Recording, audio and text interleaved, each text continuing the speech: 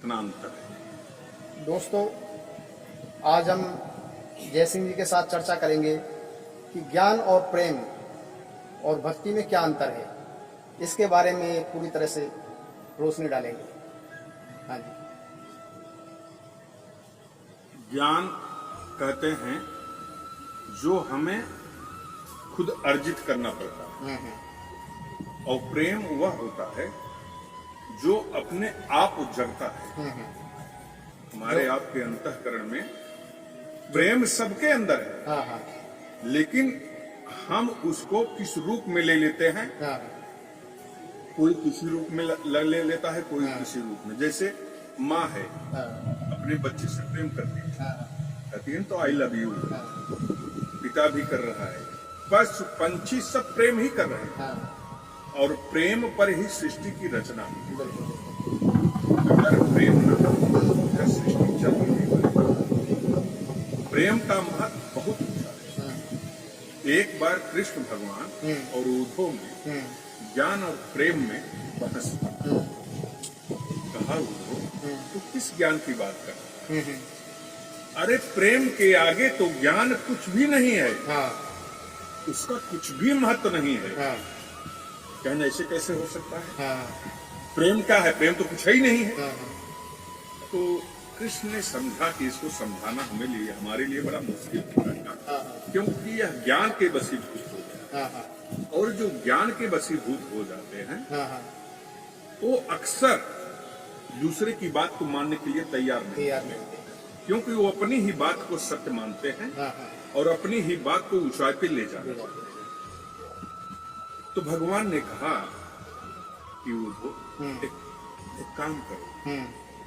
यह चर्चा तब हुई थी कि जब बार बार कृष्ण राधे राधे करते। हाँ तो उद्धव ने कहा क्या राधे राधे रट बैठे हो? अरे ज्ञान और वैराग्य की बात करो। कहें किस ज्ञान और वैराग्य की बात कर रहा है तू? प्रेम तो ऐसा है वो सबको पीछे छोड़ देता है। इसी पर डिस्कस हुआ था, क्योंकि वो राधे राधे करते अच्छा और वो ज्ञान की बात करते। जब कुछ ज्ञान की बात कही करने लगते तो कृष्ण भगवान राधे राधे करने लगते। तो कहा एक काम करो वो, मैं एक पत्र लिख रहा हूं, अच्छा इस पत्र को लेकर के तुम वृंदावन चले जाओ, और यह मेरा खत जो है राधे को दे देना। ठीक है। अब वो चले गए लेके, और जैसे पहुंचते हैं पहले एक गांव का आदमी मिलता है। हाँ हाँ आप कौन हैं? मैं कृष्ण का सखा हूं। आप कृष्ण के सखा हैं? देखिए इतना बड़ा प्रेम दर्शाया हो कि उसके जो ज्ञान चक्षु वो समझ नहीं पाया कि आदमी तो पागल रूप में है, क्योंकि वह कृष्ण का सखा बताए। और जब कृष्ण का सखा बताए तो उनको लगा कि हमको कृष्ण ही मिल गए। उसमें उनका प्रतिबिंब दिखाई देने लगा। तो कहा कि हम राधे को ढूंढने आए हैं और राधे से मिलना चाहते हैं, हम उनके लिए एक खत लाए हैं, और वही खत उनको दे। ठीक है। दिखाओ दिखाओ खत कैसा है, दिखाओ। अब वह खत जब उद्धव से ले लेती हैं तो सारी सखियां टुकड़े टुकड़े कर देती हैं। कृष्ण ने भेजा, बावली हो गई और वह खत पढ़ा नहीं गया। अब उद्धव बड़े चक्कर पड़े कि कैसा प्रेम है। हाँ, कि जो खत दिया कृष्ण ने वह खत ही ये लोग नहीं पढ़ पाए, और उस खत को, लिखा हुआ खत को इतने प्रेम से लेकर के गले लगा रही, कोई चूम रहा है, कोई आंखों को लगा रहा है। बेबल हो गई। उनको लगा कि मेरा कृष्ण मुझे प्राप्त हो गया। और इस तरह से बावली सब देख रहे हैं। तो जब ज्ञान की बात कहें तो क्या बोल रहा है? तू किस ज्ञान की बात कर रहा है? प्रेम की बात कर। तू अपने ज्ञान अपने पास रख। हमको तेरा ज्ञान नहीं चाहिए, हमको प्रेम चाहिए, प्रेम। और क्या बोले कृष्ण, और क्या बोले, क्या कहे? हम सखियों के बारे में क्या बोले हैं? कुछ तो बताओ उद्धव, कुछ तो बताओ। अब क्या बताएं? वो तो बेबल हो गए। जब जा रहे हैं, देख रहे हैं, राधे के पास लेके पहुंचे हैं। जब राधे को देखते हैं तो उनके आंखों से नीर गिर जाता है कि वाह, एक गजब का प्रेम। उधर वो राधे राधे कह रहे हैं और इधर कृष्ण के चिंता में अपने शरीर को भी जो है समर्पित कर चुकी है। हर शब्द में राधे राधे जब पहुंचते हैं, कहते हैं कि हम कृष्ण के पास आए हैं। उनका कहीं कौन सा संदेश लेके आए हो? कृष्ण तो मेरी आंखों से ओझल ही नहीं हुआ है। कृष्ण मेरी आंखों से ओझल नहीं हुआ है। हमारे रोम रोम में कृष्ण बसा है। किसका ज्ञान देने आए हो? बुधो बुधो पगला गए। ये तो गजब की स्थिति है। ये कह रहे पूरे रोम रोम में मेरे हैं। देखो पत्ते भी बोल रहे हैं राधे राधे, कृष्णा कृष्णा। देखो बोल रहे हैं कि नहीं बोल रहे हैं? जितनी ये हवाएं जो चल रही वो भी कृष्णा कृष्णा बोल रही हैं। तुम्हें सुनाई नहीं दे रहा है? तो समझ गए वास्तव में प्रेम के मुकाबले मेरा ज्ञान तो कुछ भी नहीं है। मेरे इस प्रेम के आगे मेरा ज्ञान कुछ भी नहीं है। आंख से आंसू तक नहीं टपकने दिया। आंख से आंसू भी नहीं टपकने दिया। और जब देखा काहे को रो रहे, क्यों आंसू गिरा रहे? अरे आंख से आंसू गिर जाएगी तो मेरे कृष्णा निकल जाएगी। मतलब मेरी आंसू में भी कृष्णा है। मैं उसको भी अपने आंखों में बसा के रखा हूं, उसको निकालती नहीं। क्योंकि जब भी आंख से आंसू गिरेंगे तो मेरे कृष्णा मुझसे दूर हो जाएंगे। इसलिए हमारे पूरे शरीर में हर जगह कोई भी ऐसा स्थान नहीं है जहां कृष्ण न हो। तो हाँ बताओ कैसे आए थे, क्या संदेश लाए हो? वो तो हमारे शरीर में 24 घंटा विराजमान है। हम वो तो अलग हुए ही नहीं। तो संदेश लेना और संदेश देने की क्या जरूरत पड़ गई? संदेश तो उसका लिया जाता है जो दूर हो। तो दूर तो है नहीं, वो तो हमारे पास है, हमारे हृदय में, हमारे रोम रोम में विराजमान है। हमारे तो हमेशा चर्चा होती है।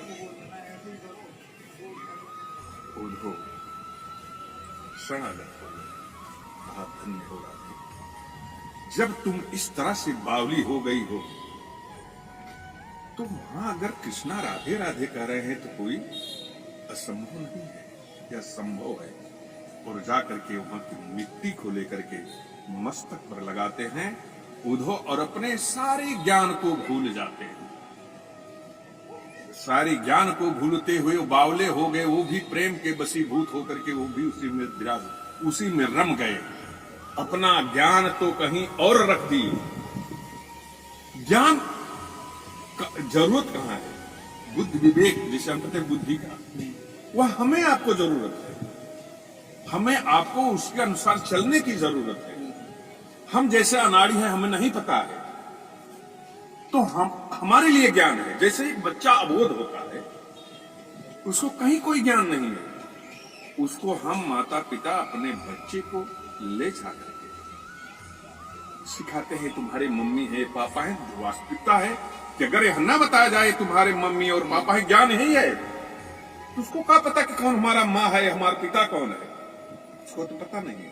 हम उसको अपने ज्ञान से, अपने विवेक से, अपनी बुद्धि से उसको बांधते हैं और बांध करके वह गांठ लगा देते हैं कि हम ही तुम्हारे माता हैं, हम ही तुम्हारे पिता हैं, ये तुम्हारी बहन है, तुम्हारा भाई है। यह ज्ञान का काम है, बांधना। कहीं कोई विस्मय है, कोई समझ नहीं पा रहा है तो उसमें ज्ञान काम कर जाएगा। लेकिन जो बावला है, जो प्रेम में मगन है, उसको ज्ञान की कहीं कोई जरूरत नहीं, क्योंकि उसके अंतःकरण में तो सब कुछ विराजमान है।